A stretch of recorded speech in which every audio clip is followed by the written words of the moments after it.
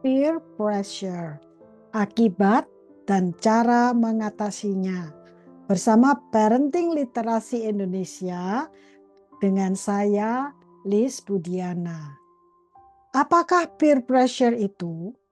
Peer pressure adalah tekanan dari kelompok sebaya atau seumuran, melibatkan anak-anak di satu kelompok yang menekan anak lain yang ada di kelompok itu dalam suatu perilaku atau aktivitas tertentu yang saling berakibat satu terhadap lainnya.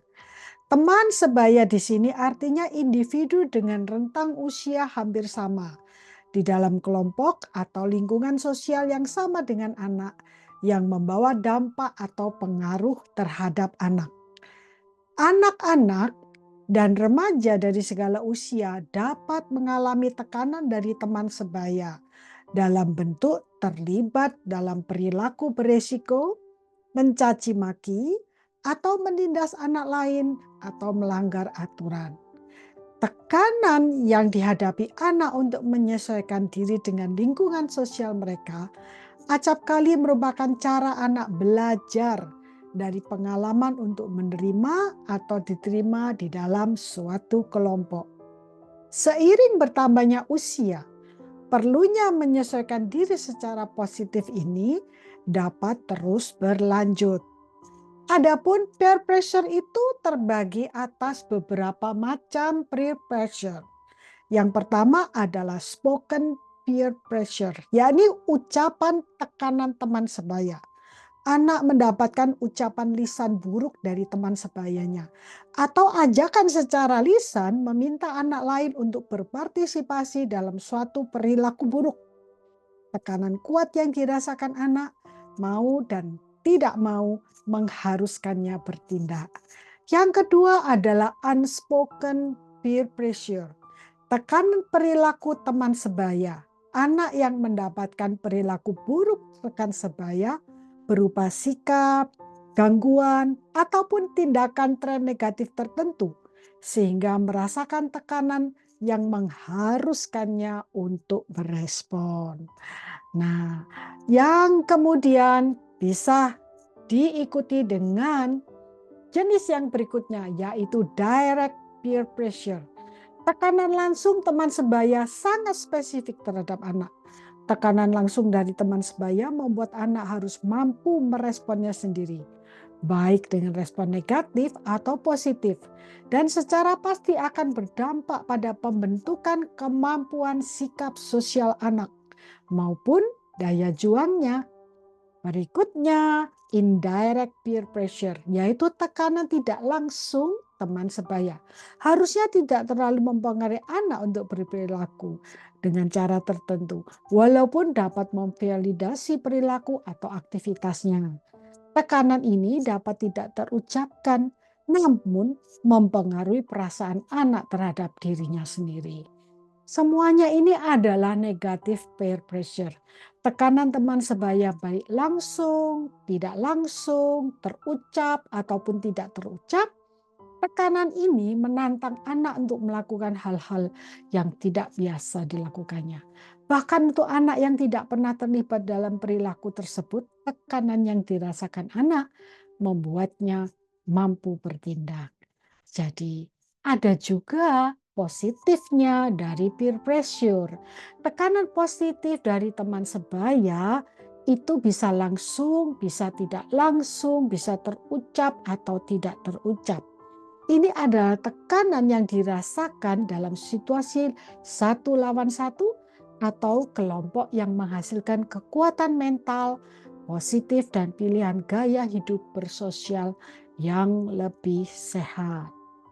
Lalu dampak dari negatif peer pressure. Dampak negatif tekanan teman sebaya itu akan mendorong anak mulai meniru negatif dan terlibat dalam perilaku buruk. Seperti menindas, menekan, menganiaya verbal, mengolok-olok, mempermainkan, dan lain sebagainya. Yang dapat menimbulkan masalah hukum dan masalah serius lainnya. Tapi jangan khawatir parents, ada dampak positifnya. Positive peer pressure itu tidak menutup kemungkinan setelah terjadi suatu peristiwa peer pressure, terbentuk persahabatan. Teman sebaya dapat menawarkan dukungan, rasa keterhubungan, perasaan penerimaan, dan penciptaan ikatan yang langgeng. Karena sama-sama sudah punya pengalaman bagaimana tidak enaknya ditekan oleh temannya. Dan dampak positif berikutnya juga sebagai feedback atau umpan balik akan membantu membuat anak melakukan keputusan yang baik, memiliki pandangan positif pembelajaran yang baik, walaupun pada awalnya bukan sesuatu yang baik. Nah, jika anak terus melakukan sesuatu yang salah, itu akan berisiko negatif. Yang perlu dilakukan oleh orang tua di dalam melakukan peer pressure yang dihadapi oleh anak ini. Nah, perlu kita sebagai orang tua mengajarkan anak-anak bagaimana menghadapinya, yaitu fight atau flight.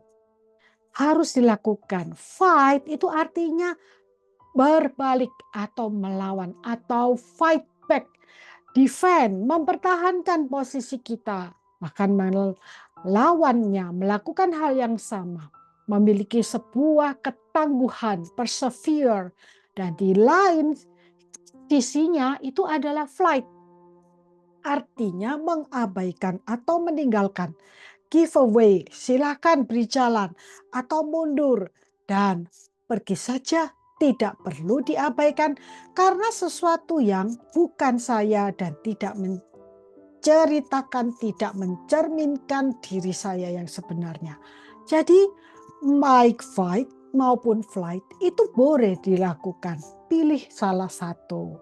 Contohnya flight itu kita meninggalkan. Kalau fight itu seperti ini, tapi ada aturannya yang perlu diperhatikan. Bila fight itu artinya dilakukan oleh anak dengan anak, dilawan oleh si korban sendiri, bukan orang tuanya. Tindakan perlawanan itu harus sepadan dan tidak boleh berlarut-larut. Setelah selesai, selesai nak. Saling memaafkan dan bermain bersama lagi. Terjadi pemahaman yang lebih dalam di antara mereka sehingga hubungan sosial mereka akan jadi lebih baik. Sebuah pembelajaran bagi anak-anak kita.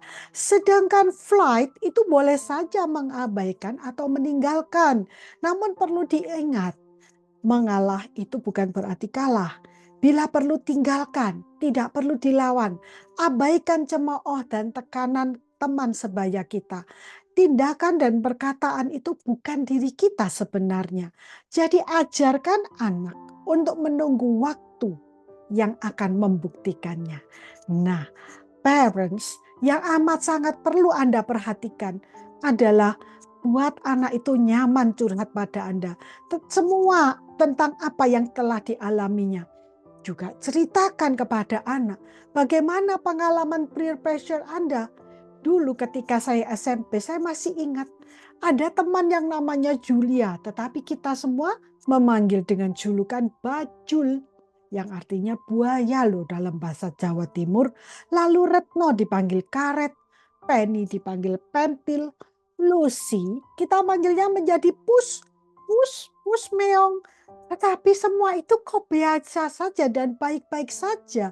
Pembelajaran penting yang kita dapatkan hingga saat ini itu sudah membuktikan bahwa semua itu membuat kita tangguh, membuat kita berhasil pada hari ini. Parents, izinkanlah anak kita mengalami semua kejadian alami dalam belajar bersosial sebagai sebuah pengalaman berharga baginya. Dan didik anak kita dengan baik. Bagaimana harus menghadapi setiap tantangan dan kesulitan yang muncul di kehidupan masa kanak-kanak mereka yang disebabkan oleh anak-anak sebaya juga dengan mereka. Baiklah kita orang dewasa itu mundur, tidak mengambil alih proses pendewasaan dan kemandirian anak. Karena campur tangan kita yang kelewatan itu justru merusak tatanan sosial masyarakat. Dan pastinya berakibat buruk bagi Anda dan terlebih bagi anak Anda. Terima kasih parents sudah menyimak dan belajar parenting melalui konten Parenting Literasi Indonesia. Jangan lupa like, subscribe, dan share materi ini.